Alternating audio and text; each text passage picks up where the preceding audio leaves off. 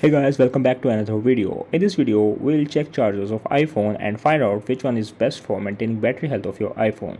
So, here are three chargers. The first one is original 5-watt adapter, which is a decade old, and it was originally came with iPhone 5 in 2012. It is famous for slow charging, but we'll talk about it later. The second is a 12-watt original iPad charger, which is fairly faster than 5-watt adapter. It is good for charging iPad or iPhone. The third one is 20-watt power delivery fast charger, and it has Type-C port while other adapters have Type-A port.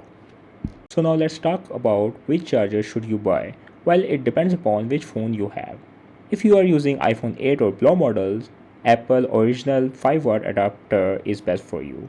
If you are in a hurry, you can use 12-watt charger occasionally. However, using 5-watt charger would provide you better screen on time and battery health won't degrade fast. If you are using iPhone X or later models like iPhone 11, 12 or 13 series, you should charge it with 5-watt adapter to maintain battery health and battery time. If you are in a hurry, you can use 20-watt fast charger. However, if you use it daily, your battery health would degrade faster.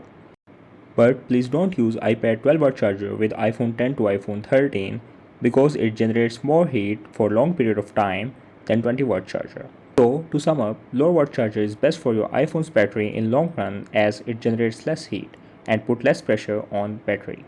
So, battery health is maintained. However, if you really don't care about battery health and you want fast charging, then go for 20-watt charger. Also, you must be using original Apple cable or MFI certified cable. You might get battery problem if you use non-genuine cable and it would cost you much, so better to invest in good cable. I hope you like this video.